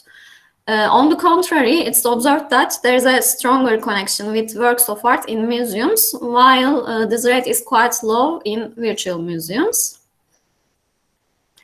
While the sample group stated that each museum experience in museums offers a different and unique atmosphere, it's observed that this rate is quite low in virtual museums. Similarly, it's among the results that they use imagination and think on it deeply, while experiencing a museum is more intense in the museum than in the virtual museum. And 3 questions were asked to the samples about the object experience, which is the last group of the questionnaire.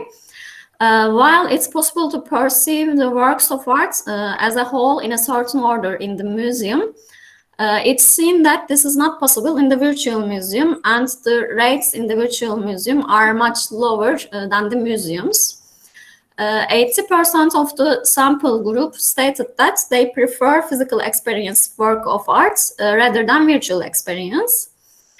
Similarly, 60% of the sample group stated that experiencing works of art as photography is not as satisfying as the originals. After the survey results were examined, the research findings were interpreted. While the rate of gaining information in the virtual museum is higher, socialization and museum experience is also higher in the physical museum.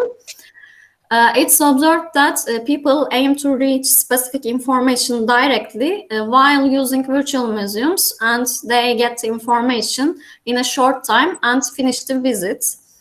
However, it's concluded that there was no specific goal in a physical museum tour, and they prefer to do their social activities while gaining information. Visitors prefer to spend more time physically in a museum. Virtual museums do not offer users an opportunity for social experience. However, it's seen that physical museums provide the visitors with the opportunity of social experience and the opportunity to spend productive time with their friends and families during the museum tour. It's observed that virtual museums do not support social experience, which is one of the criteria in Doering's table. It's observed that there is no big difference between museum and virtual museum in terms of cognitive experiences. Cognitive experience, which includes such as acquiring knowledge, enriching understanding, developing cultural and social issues, can exist independently of the place. As a result of this analysis, it's observed that the transformation of the space does not affect cognitive experiences to a large extent. When the museum experience is questioned in terms of introspective experiences, it's seen that the rates of the physical museum are higher. The sample group can establish a better relationship with objects and space in the physical museum. Sample group imagine and perceive museums and artifacts more easily. However, it's seen that they can connect with the work of art without being disturbed in the virtual museum. Also, it's observed that the object experiences between the museum and virtual museum is quite different from each other. Experiencing a work of art through photography or physically makes a big difference in perception of the object. Considering the results of the change of space, that is to experience it in a physical or virtual museum, it's seen that people are more satisfied with being physically in the museum and making contact with work of art. Spending more time in the museum than the virtual museum is an indicator of this. As a result, it's seen that although the accessibility of the virtual museum is high, it doesn't fully meet the museum experience. It's observed that the dimension of museum experience defined by Doering are more effective in the physical space. The ambiguity of the space and time in the virtual museum also brings isolation from the work of art. According to Benjamin, works of art are intertwined with space and time. The reproduction of the work of art leads to the loss of its aura and uniqueness. Since the virtual museum experience is realized as disconnected from the physical space, this situation can be considered as the reproduction of the work of art. While virtual museums provide ease of access and richness, on the other hand, not being in physical space causes detachment from the context, and the museum experience becomes shallow. Museums are public spaces where individuals can socialize and gain information. The museum experience has turned into a virtual public space through virtual museums. Works of art can meet with more visitors through this interactive environment. Although it reaches more people, the change of spaces leads to the transformation of the notion of publicness. This transformation follows a similar process, not only in museums, but also in cultural and social activities, political discussions, and artistic activities. A public space that is isolated from the physical space brings a new framework. Communication and sharing are reduced, and public opinion cannot be formed because of this framework. And this situation causes the notion of publicity to be damaged and become a more shallow concept. And these are references. Thank you for listening. Ceren Hocam, İdil Hocam çok teşekkür ederiz. Ellerinize, yüreğinize sağlık. Farklı bir konuya değindiniz. Tabii ki bu da önemli, çünkü en önemli mekanlardan birine giriyor. Şimdi ben yine sormak istiyorum, katkıda bulunmak isteyen veya soru sormak isteyen arkadaşımız var mı diye. Merhabalar, Hasan Altan ben. Merhabalar. Merhaba. Bir soru sormak istiyorum mümkünse. Çünkü müzecilik benim de çok ilgi duyduğum bir konudur. Ve çok heyecanlandırır sizin çalışmanız beni bu yüzden. Öncelikle teşekkür ediyorum. Bir şey sadece merak ediyorum. Belki çalışmalarınızda siz de gözlemleyebilmişsinizdir.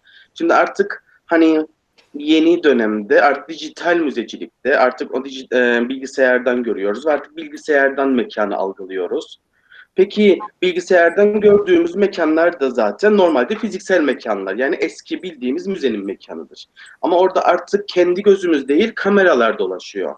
Peki bu kameraların dolaştığı yerlerde ya da ürünün teşhirinde, tasarım bağlamında bir değişim olmuş mudur bu son dönemlerde? Yani çünkü artık algı değişiyor. Bundan sonra biz orada fiziksel anlamda değiliz. Orada kamera aracılığıyla orayı görüyoruz. Kameranın bir ışık sistemi, bir altyapı sistemi de olmuştur diye düşünüyorum ama sırf bu etkenler düşünüldüğünde acaba müzecilik tasarımında bir değişiklik olmuş mudur acaba? Böyle bir şeyi okuma şansınız olmuş mudur ya da yaşadınız mı diye onu sormak istedim. Ece, sen mi? Ya aslında şöyle, yani nasıl diyeyim, var olan müze tasarımını internete aktarmışlar. Hani üstüne online için yeni bir şey oluşturulmamış. Ben onu hani gözlemledim. Ve bu da aslında aktarım olarak eksik bir şey. Çünkü mekanı algılayarak bir kere zaten o eserleri göremiyorsunuz. Ve sadece resim formatında görüyorsunuz. Yani nasıl diyeyim, bir koridorda ilerleyerek gezmek gibi bir his uyandırmadığı için müze hissini de doğurmuyor aslında size. O yüzden hani eksikliği olduğunu düşünüyorum. Evet, dediğiniz gibi belki ona uygun bir kreatör gelip hani ona göre yerleştirilip ve müzenin fiziksel olarak tasarımı da ona uyarlanabilecek şekilde olursa olabilir ama öyle bir şey henüz gözlemlemedik. Anladım. Çok teşekkür ederim. Ben teşekkür ederim.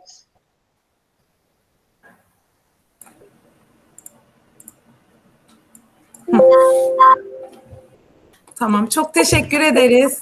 Biz teşekkür ederiz. Hocam. Sizleri de bekliyoruz saat 4.30'daki yuvarlak masa değerlendirmemize. Katkılarınızın olacağını düşünüyoruz. Sevgiler, teşekkürler. Teşekkürler. Sırada Derin Serkat hocamızın, Ayşe hocamızın sunumları var. Buradalar mı acaba? Buradayız.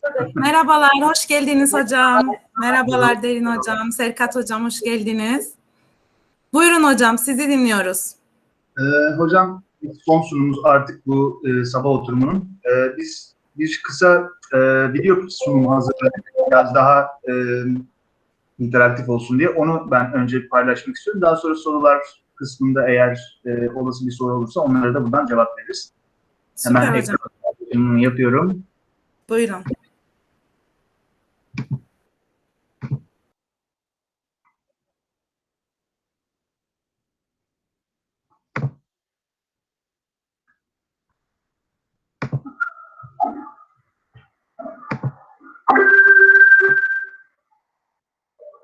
Dear colleagues, attendees, and students, I want to start by wishing all of you health in this period of pandemic. You're welcome to our presentation. Our title is Data Storage and Transmission Problems During COVID-19 Pandemic and Its History. I'm pretty sure that all of us fed up to hear the terms COVID-19 and pandemic since more than a year. We all experience its effects in all fields of our life.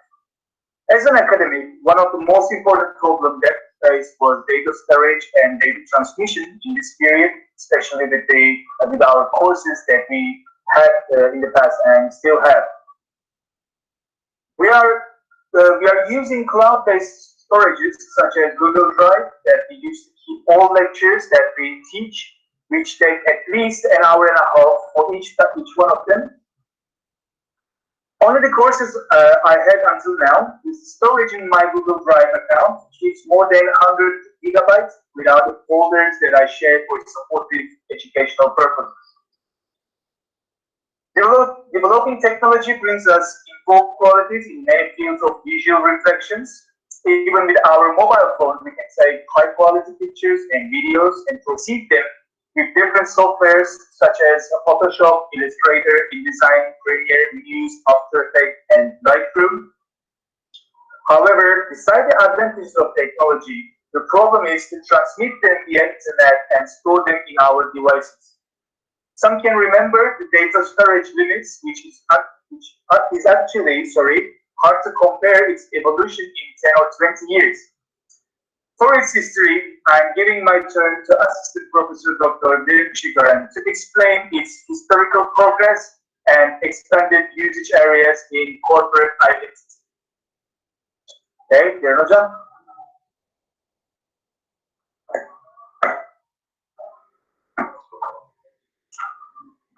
Respected Dean, respected academicians, and dear guests, I want to talk about the history of data transmission and storage. For that purpose, first I want to share my screen with you because I have some visuals that I'm going to use during my speech. Just a second, please.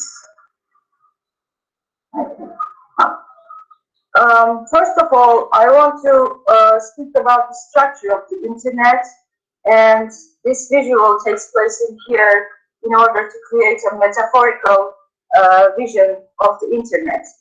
This is Cactus opuntia. Most of you are very familiar with this plant because it is very common in Cyprus. The structure of the Cactus opuntia does not involve a main body. All of these leaves are creating the main body of Cactus opuntia, and they can pop up within a night without any connection with any kind of body. They can appear from any part of this particular plant. This is very similar for the engines of the internet. Any kind of platform that we are using today on the internet is kind of like these leaves of Cactus opuntia. YouTube, you can imagine, is one leaf, and Facebook is another leaf, and Instagram is another leaf, and such and such before. But at the beginning, in 1990s, that was not the case on the internet. There were only search engines such as AltaVista, as you can well remember, Yahoo, and MSN. There was not a hegemony of one search engine like it is today. Google and Yahoo, and they are dominating the whole search of the internet. But in 1990s, that was not the case. We could use various search engines. Within time, this changed, and the problems of the storage also started to change because I want to pass into another visual. This is one of the devices that we used to use for data transmission in those days, in 1990s. And the area of the data storage was very, very low, as you can remember again. In those days, the assumption was that with the usage of internet, everybody will be able to reach any kind of information, and they will be able to educate. And most of the information that took place on the internet were written. And the case, the thing about the written information is that they does not require large spaces, but within time, knowledge gap theory proved us that that was not the case. Everybody was not looking for information, written information, at least on the internet. They were looking for games. The more commonly searched items were games, music, moving pictures, etc. And this kind of information requires large amount of space. Another development that took place with the development of with the common usage of the internet was the widespread of corporate identity graphics. Why did it happen? Because globalization took place. I am the first-hand witness of this process because I graduated from university in 1995, and my first goal was not to become an academician. I started to work in advertising agencies. And the case was we were trying to transmit all visual data with floppy disks, zip drives, external hard disks, and sorry, just a second, and USBs. But with the globalization of capitalist economy and its needs, let's say, worldwide companies started to look for worldwide advertising campaigns, and they asked for simultaneous image and identity transmission. For example, what does it mean? It means that they were no longer needing brochures to be printed in local areas. They needed brochures to be printed all around the world at the same time and distributed at the same time in order to create their image and in order to increase their sales. So this opened the way for another development, which was corporate identity creation and the distribution of corporate identity around the world. And also, this development required much more space, and the simultaneous data access, the ability of the simultaneous data access in different advertising companies around the world. So I want to show you one example. Koç Holding is a very big holding, is a big company which has many branches around the world, and they have this corporate identity handbook, let's say, a guidebook in clouds. And for example, if they want to create a billboard in Ankara and London at the same time, their advertising agency can access to their corporate identity guidelines and simultaneously create the same graphics and print or publish digitally same kind of advertising around the world, and make any kind of similar stationery all around the world because it's published in different languages. But as you can imagine, all this kind of graphics takes large space. Without cloud, it wouldn't be able to. They wouldn't be able to create the image of the company. No zip drive, no floppy disk would be enough to do that. And cloud has such a structure, you can see. Any kind of information, visual or written, accessed from around the world, from laptops, desktops, tablets, phones, can take place in cloud. All you have to do is to hire a place, pay for it in cloud, and use it as your data storage. And you can access anytime to this data storage.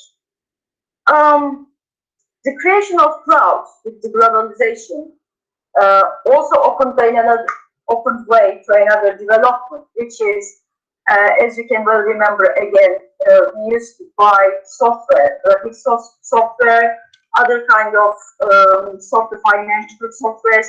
Today, with the help of the cloud, all softwares take their updates from cloud. You don't have to buy, of course you pay for it, you buy it, but you don't have to go anywhere to reach the upper level software. It updates itself with the help of cloud. This is especially very useful for graphic usage, and also it is of course helpful when you want to reach entertainment such as music, video, etc. The real image of cloud is something like this. It is hundreds and hundreds meters of corridors of large network. It's something real actually. All your information during the whole day, all time, is recorded to these large networks, and which you buy actually monthly or yearly. And the best thing about it, that you can access it anytime you want. When it comes to pandemic period, I think none of us was able to foresee this day.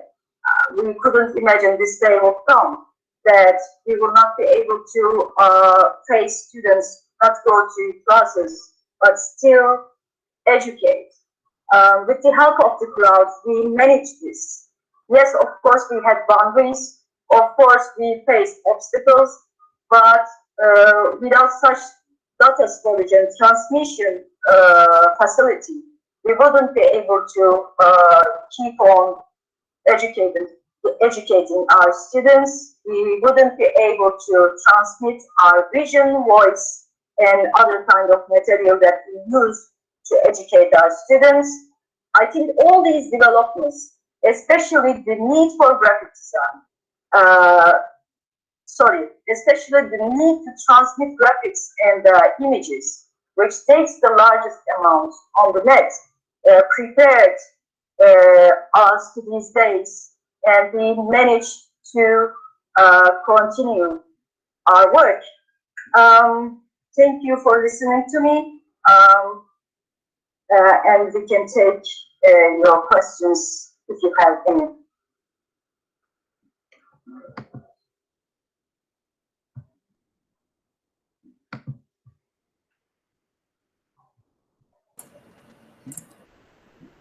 Derin Hocam, Serkat Hocam çok teşekkür ederiz. Sağ olun. Farklı, güzel bir sunum oldu. Elinize sağlık. Şöyle bir soru yönelteyim ben. Yine katkıda bulunmak isteyen veya soru sormak isteyen var mı bu konuyla ilgili?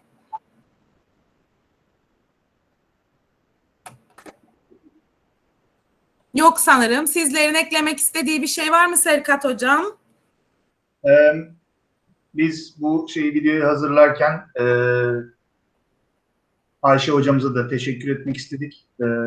Onun da katkılarından dolayı hem araştırmaya hem tam metne. Ona da buradan tekrardan teşekkürler. Teşekkür ederiz Ayşe hocamıza da. O zaman İngilizce sunumlarımızın oturumunu da kapatıyorum ben. Tekrardan 2'de görüşeceğiz. Eğitim konulu oturumumuzla. Yine sizleri görmek istiyoruz hocalarımız. Çok teşekkürler katkılarınızdan dolayı. Sağ olasınız. O zaman 2'de tekrardan görüşüyoruz. Teşekkür ederim çok. Sağ olun. İyi günler, sevgiler. Teşekkür ederiz. Sağ olun. Durduruyorum Hasan. Tamam, durdur sen.